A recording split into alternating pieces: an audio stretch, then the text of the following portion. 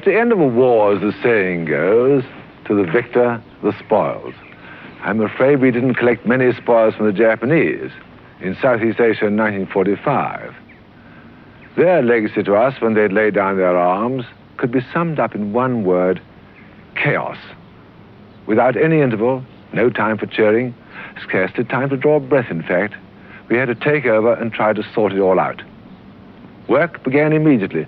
Very hard work indeed, of a kind I'd never done before, dealing with a situation which had never existed before. A new force in world history.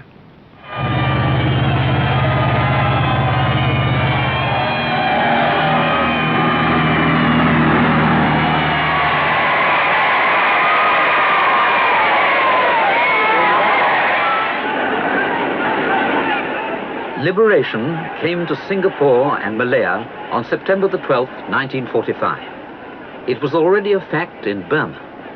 Liberation to Southeast Asia meant more than the defeat of Japan. It meant the unleashing of a surge of hope, the stimulation of dreams of nationhood, a new future. All these ideas entered the realm of possibility on the day the Japanese forces made their surrender in Singapore to the Supreme Allied Commander, Admiral Lord Louis Mountbatten. For 3.5 years, we've had it very rough from the Japanese. They swaggered around in their high jack boots. They beat people up and generally lorded it over us. And here was the supreme moment when not only were we being delivered, more satisfying was the final humiliation of these little warriors who came down with their big swords and long bayonets, frightened everybody in Malaya and Singapore, being made quietly to climb up these flight of steps and really admit defeat. I think it was one of the great moments in history of Southeast Asia.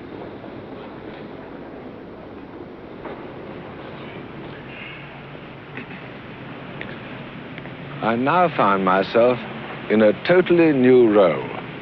At the end of the surrender ceremony, here in the City Hall in Singapore, I ceased to be a fighting commander. The problems I now had to deal with were political and human problems, and on a terrifying scale. And it was impossible to disentangle them from each other. It was as urgent to bring these people food and medicine, or, for instance, to repair the drainage system, as it was to work out a system of administration which would meet the needs of the future.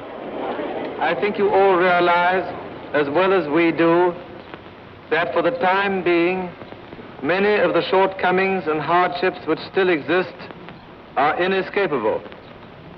As a result of 6 years of world war, there is a world shortage of commodities and worldwide shortage of shipping.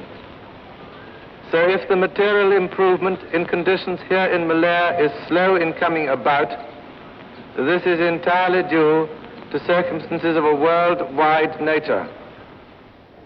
Everybody knew that it would never be the same again. In fact, the past was over and people were trying to feel their way to a new relationship.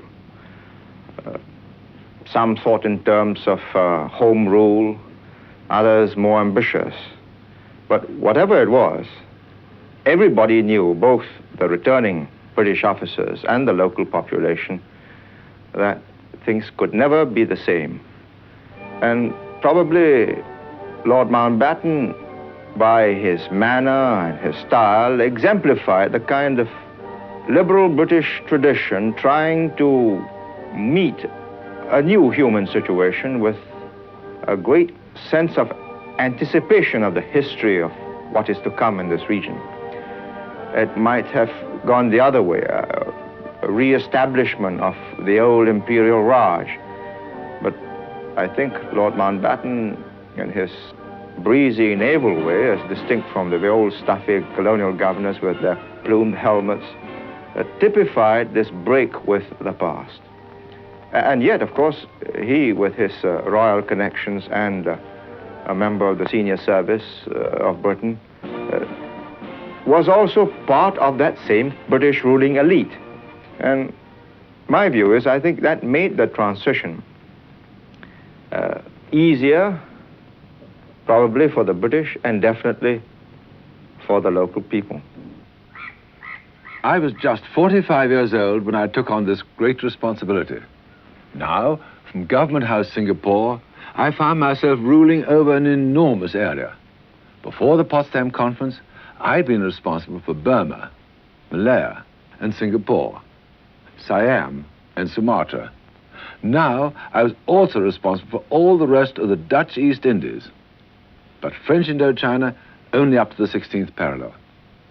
Later, I had to add Borneo and Dutch New Guinea as well, but fortunately, not for long.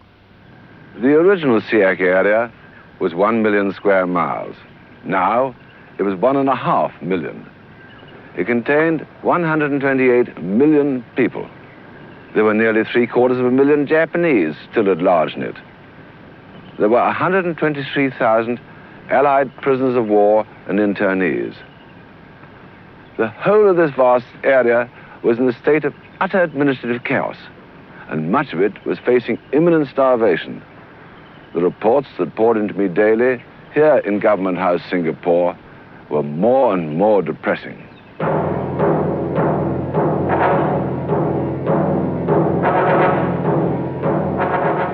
The presence of the Japanese was one of the most depressing factors throughout Mountbatten's command area. With the world shipping shortage of 1945, nothing like enough was available to carry these defeated armies back to Japan. And so they remained in Southeast Asia, unwanted guests. Uses were found for them. They were put to work, repairing damage, clearing away the distasteful reminders of the time of occupation, when they had been the masters. This was an agreeable sight to those who had endured their rule.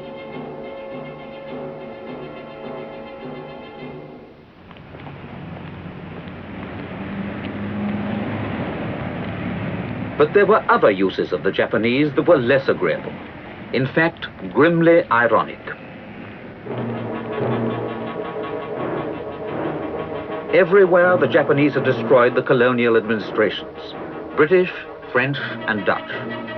They had also bitterly antagonized the local populations, who formed resistance groups and guerrilla forces. These now expected to take power. Lawless elements, bandits and dacoits, also perceived their opportunities for loot. Until the British could arrive, and this was no easy matter, the only means of preserving any sort of law and order was the disagreeable one of using the Japanese themselves. This was not good for the Allied image. I knew quite well that the spectacle of Japanese troops and our own apparently cooperating was likely to sap confidence in our intentions, and I didn't like it at all. But there was another reason why I disliked having to do this. It's hard to express how we who'd fought the Japanese came to loathe them. British troops are not good haters, and I'm quite sure they never felt like this about the Italians or even the Germans, though I dare say the Poles and Russians did. We came to associate the Japanese with sheer inhumanity towards the wounded, towards prisoners, and towards helpless civilians. There were far too many well-authenticated cases of brutality and murder. The Japanese had a habit of bayoneting their captives, and somehow this seemed to make the atrocity worse. And when we discovered, in such places as this, Singapore's notorious Changi Jail, or the torture rooms of Outram Road Prison, what they had done to the prisoners they didn't kill, we were even more horrified and revolted. On the very day they accepted unconditional surrender, the Japanese massacred 152 civilians here in Singapore. It was cruelties such as these that caused a number of their leaders to be branded as war criminals.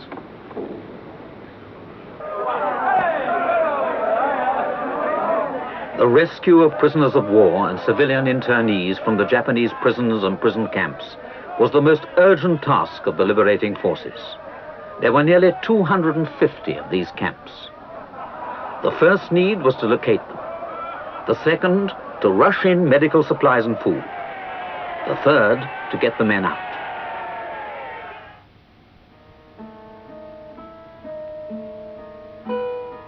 Thousands had already died of starvation, disease, and brutal treatment. By the Japanese military code, a soldier who surrendered had lost his honor, and his life was therefore worthless. The Japanese were not concerned with keeping these men alive.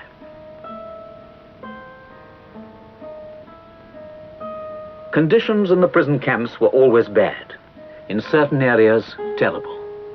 From Sumatra, Lady Mountbatten reported to the Red Cross in St. John, "There is no doubt that had the war gone on a few more weeks, there would have been no prisoners of war in these areas left alive at all. They were absolutely at their last gasp."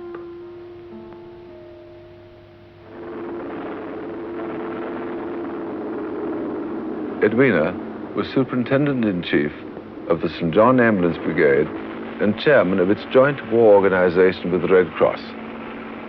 She'd already had a large hand in the recovery of Allied prisoners of war from Germany, so it would be fair to call her an expert on the problem.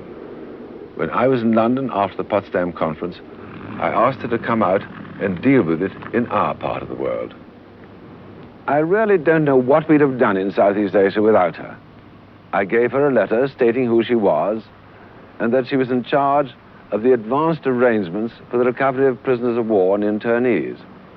Armed only with this, she went off everywhere with just a small personal staff, met the Japanese commanders who kowtowed and did whatever she told them. Accompanying Lady Mountbatten on many of these dangerous missions was her private secretary, Mrs. Elizabeth Collins. I joined her in Kandy in 1945, then off to Sumatra, where there was much sickness and where the prisoners had to be evacuated as quickly as possible, and where Lady Mountbatten directed the major part of the work from the camps. She had to give her orders to the heavily armed Japanese officers, who soon realized that here was somebody with the most amazing drive and ability, and if she said a thing had to be done, then it had to be.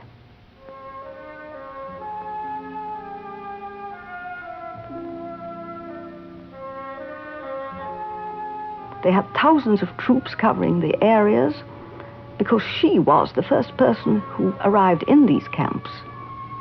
She worked 16 hours a day non-stop and then started her paperwork in the middle of the night. As for the prisoners themselves, she had that terrific magical quality, which I can't describe, but they also realized that here was a most sincere person and a very practical one, who would get on with the job and who had brought help to them after those 3.5 years of captivity.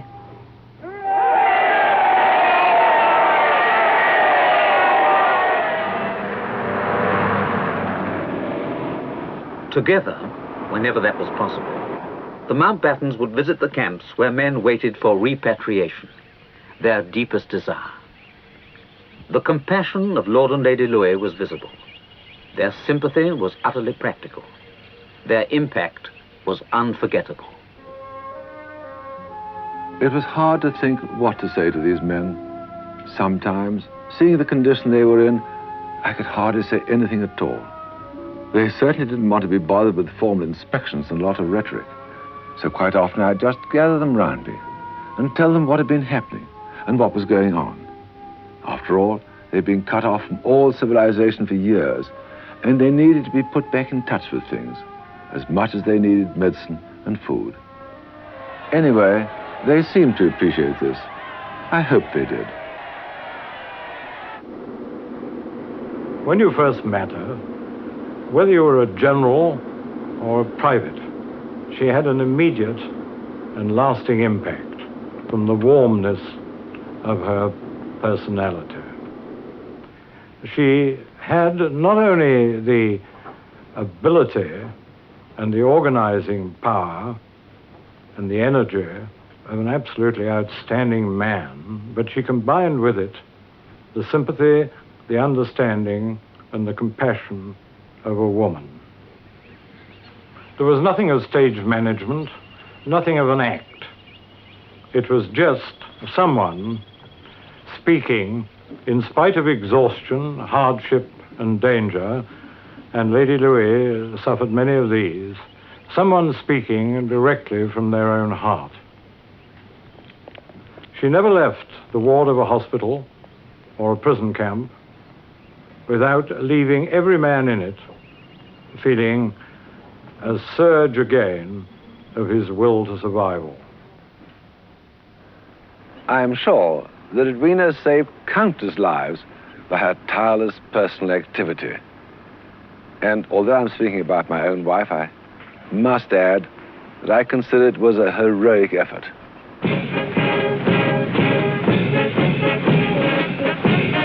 Each day, Mountbatten discovered more of his grim legacy from the Japanese. In 1942, when Japan completed her vast conquests in Southeast Asia and the Pacific, she called these conquered lands the Greater East Asia Co-Prosperity Sphere. This was the beginning, she proclaimed, of a new order in Asia. In fact, co-prosperity had meant something very different. The march of Japan had meant destruction. Destruction of natural resources, destruction of productive capacity, destruction of communications, and with them trade and people's livings, destruction of shrines and monuments, death and wounds for the civilian populations. Japan's conquests were lands in ruin. Co-prosperity meant poverty, sickness, subjection, and fear. The new order had not brought independence, but had greatly increased the desire for it. When Japan collapsed, Asian nationalism surged into new life. But for the time being, this could only mean added disorder.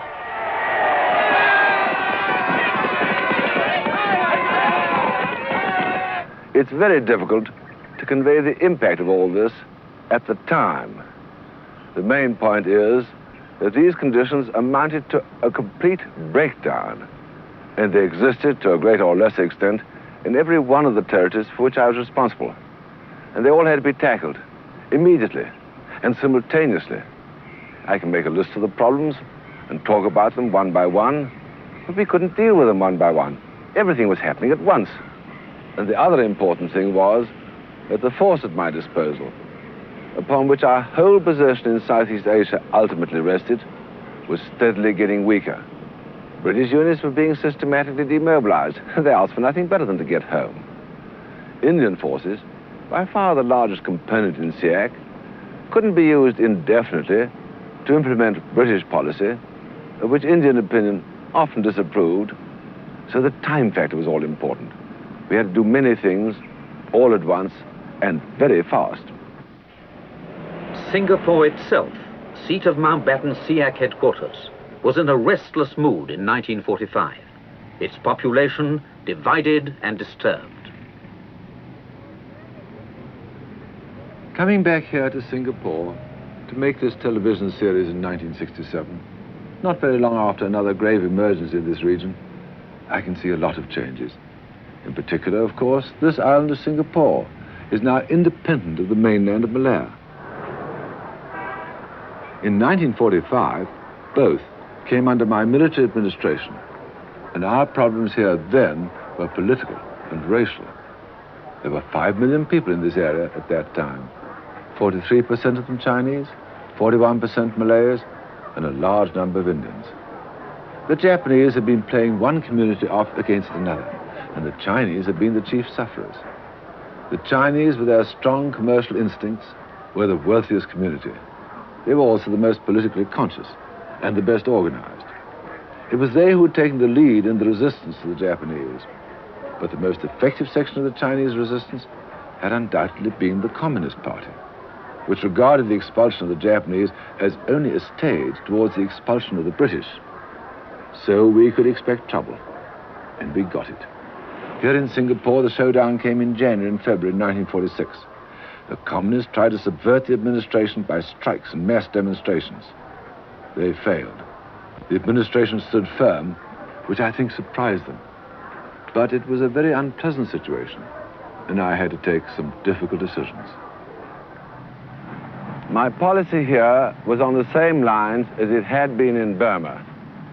I had to restore order, but I was against anything that looked like repression by the British. I was determined to err, if I erred, on the side of leniency. I was criticized for this. I probably still am.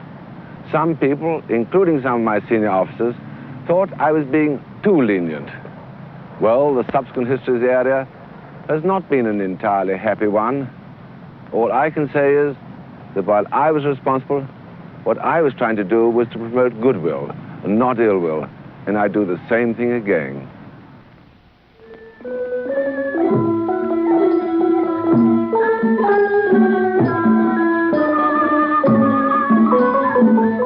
Bangkok, 1967. The capital of Thailand, once better known as Siam. Commercialized, modernized, westernized, but preserving, like crystallized dreams, the monuments of a legendary past. The monarchy itself is such a relic, dating from the 18th century, but still a powerful force in a country which clings to tradition, while the modern ideologies of East and West fight bitterly across the borders. The Siamese monarchy owes something to Mountbatten. In 1945, Siam was technically an enemy. Her territory had been necessary to the Japanese as a strategic springboard. Her rice crop had been necessary to uphold the myth of co-prosperity. In 1941, Japanese forces landed. Siamese resistance was slight, and soon the country was under Japanese domination. In 1942, the Japanese forced Siam to declare war on Britain and America. When this technical state of war ended in January 1946, Mountbatten went to Bangkok to attend the peace celebrations. The young king of Siam, brother of the present ruler, reviewed the great parade. Mountbatten had pressed for the retention of the monarchy, believing that this institution was the best means of preserving stability. His friendship with the Siamese royal house dates from this occasion. In 1945-46, the Siamese fell over themselves to be friendly and hospitable to our troops, and to wipe out the unfortunate memory of having been technically at war with us. But unfortunately, all was not plain sailing in our relations with the Siamese government at that time. Under Japanese occupation, food production all over Southeast Asia had declined, above all rice, which was the staple food. Starvation was an imminent threat, and there is no sharper spur to revolution than starvation. Siam was the largest rice producer in Southeast Asia. We needed Siam's rice supplies very badly, but it took quite a while to get an adequate flow going again into the starving areas outside Siam.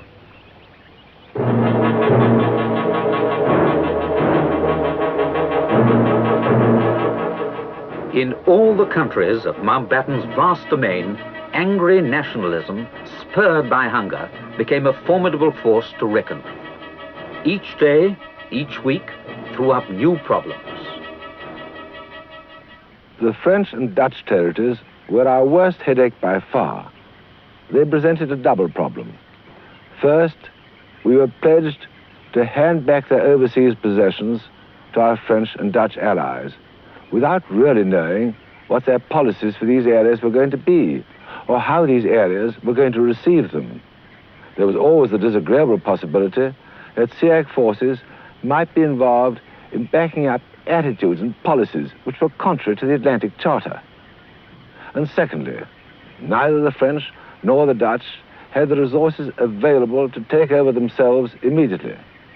So there was a power vacuum in which communism, nationalist extremism, and sheer brigandage flourished.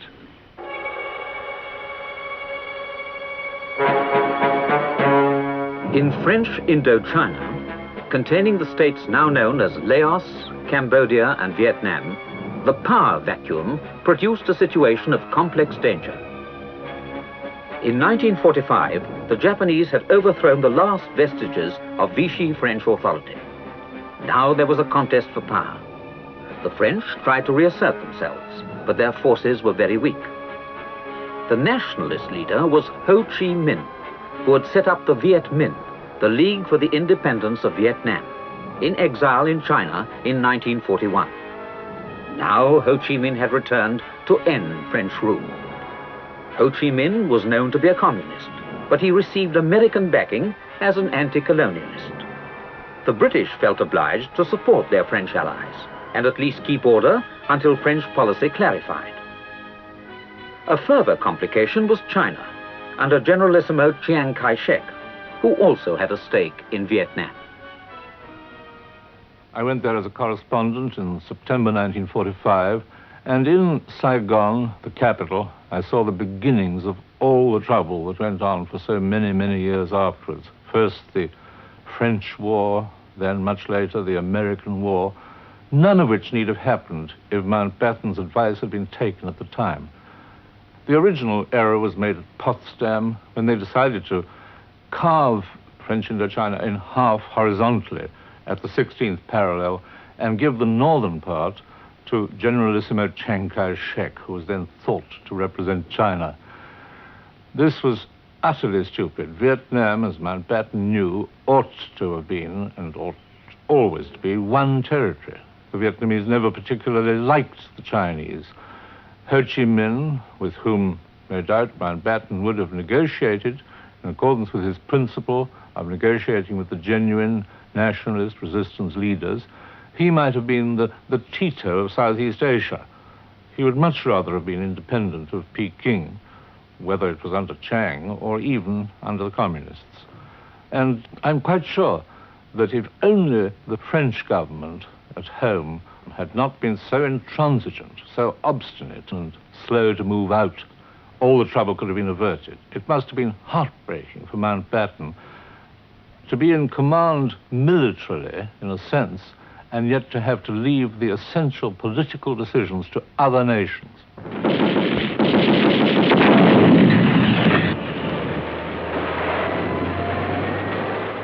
It was heartbreaking, because one could see tragedy building up all the time. Yet I couldn't leave French Indochina to anarchy, which is what seemed to be the most likely thing in 1945. I sent in our troops under General Gracie, who took a firm grip on the situation straight away and tried to calm things down. This cost us quite a few casualties, I'm afraid. But after a time, 3 French troops arrived with up-to-date equipment and commanded by their famous general, Leclerc. Bit by bit, they took over from us, for which I was thankful. Vietnam was now their problem.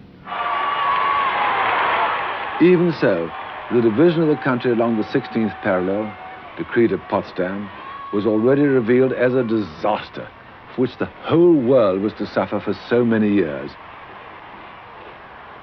So the wars in Vietnam really owed their origin to this mistake in 1945. We couldn't see that far into the future at the time. To us, the Dutch East Indies seemed to be a much worse problem. To the Dutch East Indies, Japan had brought promises of independence, and a little more.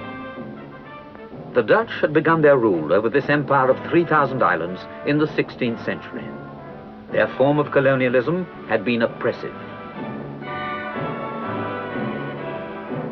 Dr. Ahmed Sukarno, the nationalist leader, was interned and released from Dutch imprisonment by the Japanese.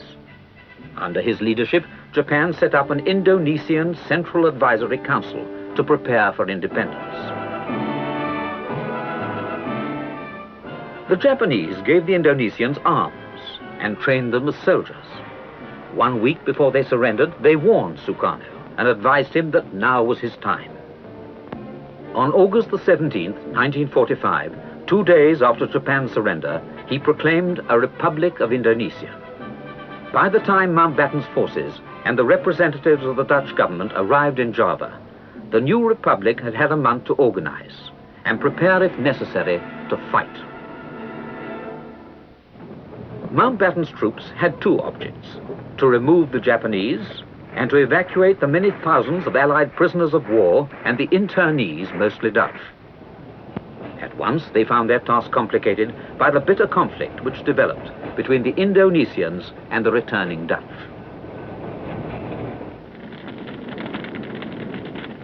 The Indonesians began to use the internees as hostages. Conditions in some camps in the interior were bad, but now a new danger arose: massacre, either in the camp or in the course of evacuation. And even when these people reached the safety of British protection, their troubles were not over. For most of them, this meant leaving the East Indies, the end of a way of life, loss of possessions, parting with the country they knew, to return to a homeland where they would be strangers. The conflict between colonialism and nationalism became intense. For Mountbatten, the chief consideration was to prevent British and Indian troops being involved on one side or the other. But this was not always possible. Indonesia caused us more worry and unhappiness than any other area. At bottom, our troubles were due to lack of information. Neither General MacArthur's intelligence staff nor my own Dutch staff gave me any idea of the strength of the nationalist movement. I suppose they didn't know themselves. Edwina was really the first person to give me an inkling of what was going on.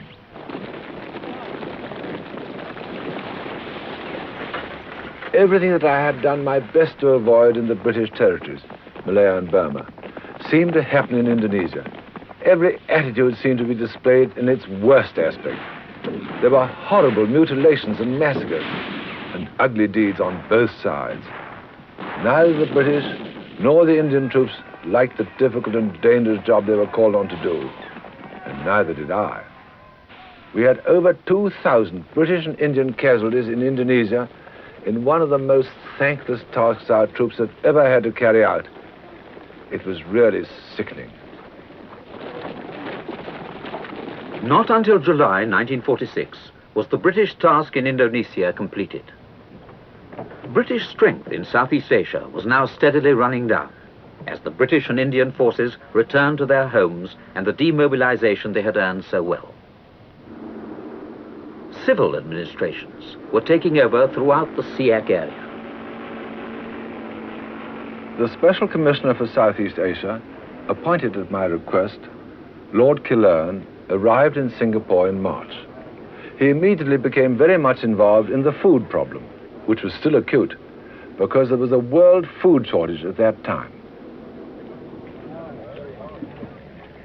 In that month, we had another important arrival, Pandit Nehru, the most distinguished figure in the Indian interim government, came to Singapore to study the conditions of the large Indian community and meet the Indian forces there. It would be hard to think of a more fateful meeting. It could easily have gone terribly wrong. Nehru had just been in prison for opposing our war effort.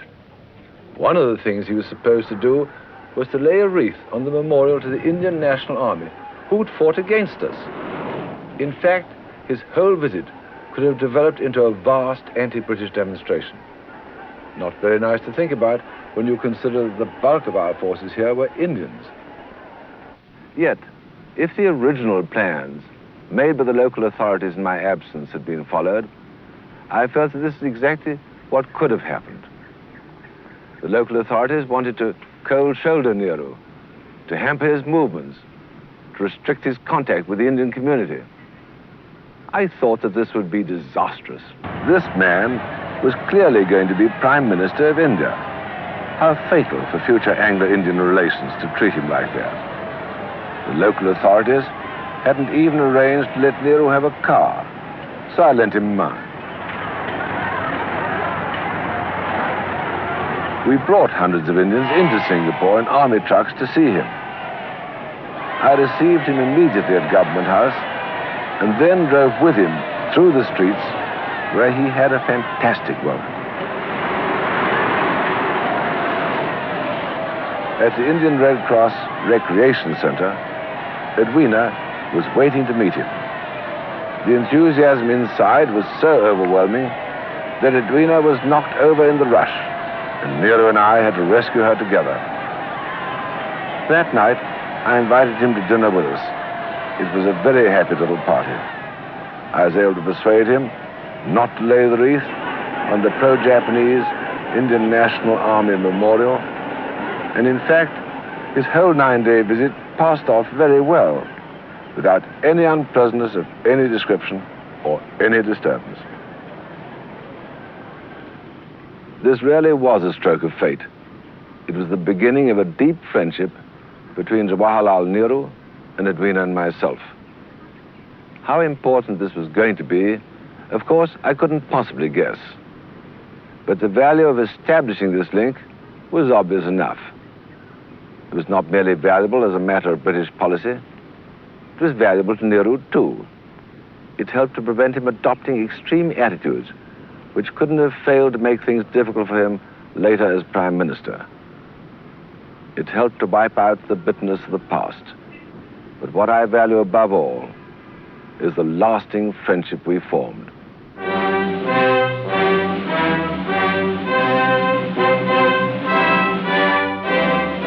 The Mountbatten talent for friendship soon found other outlets. A few days after meeting Nehru, Lord and Lady Mountbatten visited Australia and New Zealand at the invitation of the governments of those countries. The purpose of the visit was very similar to that of an earlier occasion, the Prince of Wales's tour in 1920, a goodwill tour, when Mountbatten witnessed the enthusiastic welcome of the Prince. Now he was the recipient of such a welcome, he and Lady Louis. For as one Australian newspaper proclaimed in banner headlines, he's a beaut and she's even more of a beaut. Australians would be slow to forget the work that Lady Louis had done for their prisoners of war in the Japanese camps. The visit in both countries was a triumph.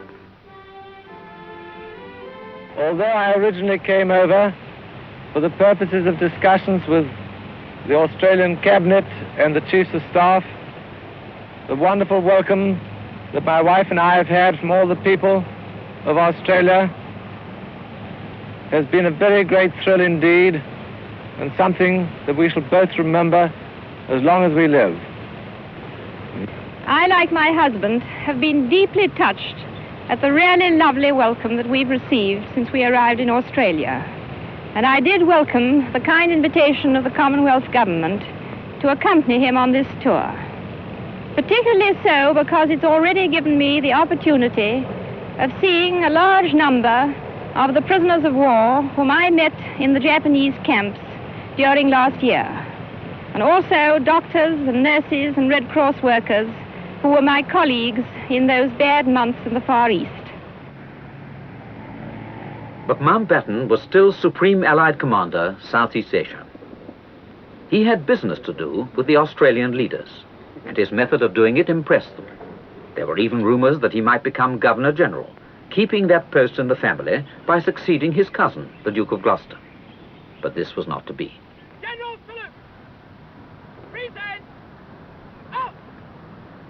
His period of command was drawing to an end. In May 1946, the Right Honourable Malcolm MacDonald, also at Mountbatten's request, arrived as Governor-General of Malaya and Singapore, and Mountbatten proudly handed over to him a fully functioning administration. When I arrived in Malaya, I soon found that my duties had been greatly eased by the policy which Lord Mountbatten had been pursuing just before. An immense political change had taken place throughout Asia. The local people's acceptance of colonial rule by Western imperial powers was no longer effective, and they had a passionate desire to attain national independence for themselves. That movement was, of course, opposed by most of the British and other European people living in those parts at that time. The governors, the provincial commissioners, the generals and the colonels had a sense of what was then called the white man's burden. They thought that we had a destiny to rule Asia in the interests of the Asians themselves. Lord Mountbatten had completely opposed that attitude. He treated with deep sincerity all the Asians as absolute equals with ourselves. And he sympathized with their desire for national independence. He encouraged their nationalist movements. Now, the fact that he was the supreme military commander and a man of very great social eminence holding those views, of course, made an impression. And the circumstance that he was a relation of royalty aided the influence which he exerted. And a lot of the Europeans, who were snobs, thought, if that is what Lord Mountbatten thinks, perhaps there's something in it. And the fact is, to sum up, that Mountbatten played a very great part in starting the process of transition from colonialism to independence throughout Asia by peaceful processes. And the fact that the process in the British territories continued in a peaceful, constitutional, and friendly way throughout the continent is owing in distinct measure to Louis Mountbatten's leadership.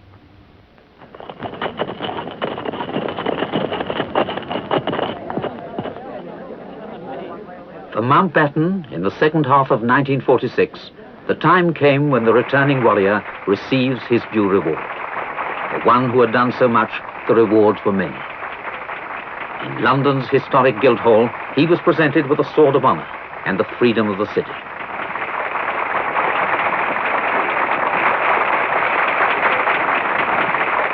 The freedom of the City of London is by common consent the greatest civic honour in the British Empire.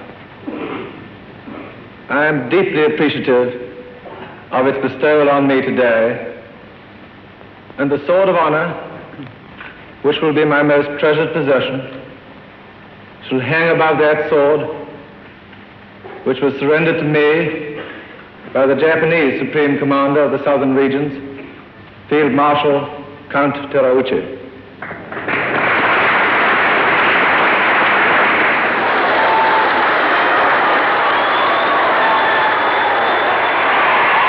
From the Guildhall, the Mountbattens drove in triumph to the Mansion House, where the Supreme Commander had another speech to make. If there are any of my own friends from Southeast Asia down there in the crowd among you, I'd like you to know you ought to be up here on the balcony with me.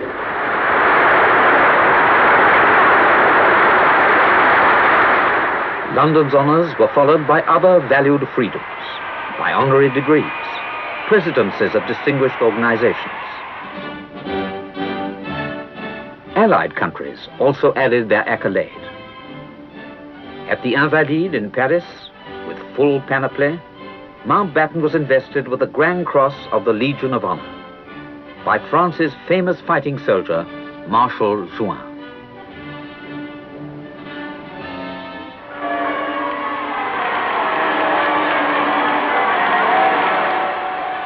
In October, the Mountbattens celebrated an event of different gratification, the marriage of their eldest daughter.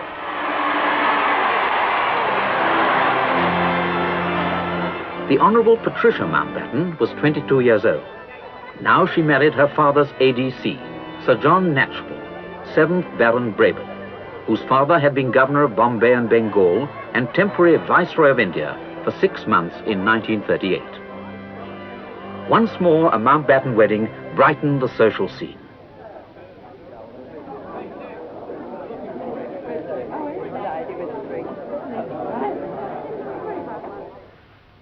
Mountbatten himself now had a new title, commemorating the great campaign conducted under him, Mountbatten of Burma.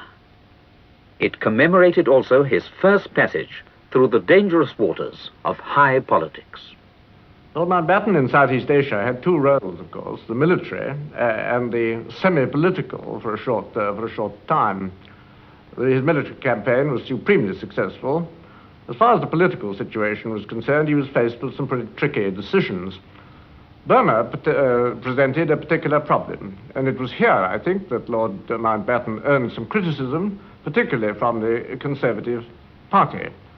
He selected a nationalist, What is more, one who had been a part of the guerrilla war conducted by the Japanese and part of their irregular Burmese army in Burma. He let it be known that if a man had been a traitor, it wouldn't count against him politically. And so he selected Aung San to conduct the independence negotiations with the British government. Some of the critics will say that he failed because Burma left the Commonwealth. I would be inclined to think that he was supported in his Southeast Asia policies by the great majority of people in this country, although the Burmese one was undoubtedly one which did lead to criticism. We in Burma are very pleased that Lord Louis Mountbatten is given the title of Mountbatten of Burma because of his successful campaign in our country. And we are doubly pleased because we found in him a man that understood our national aspirations. Quite frankly speaking, we were not very sure that we will get our independence so quickly after the return of the British. But when we come into contact with Mountbatten of Burma, we are confident and we are convinced that we will get what we wanted. Because in him we found a man with great foresight, and I'm glad that working with him, we, the Burmese in Burma, and the British parted as friends. Mountbatten never pretended that he did not relish honours. Now a secret ambition was fulfilled. The king conferred upon him the most coveted award of all. With ancient ceremony, Mountbatten became a Knight of the Order of the Garter, his banner hanging in illustrious company in St. George's Chapel, Windsor.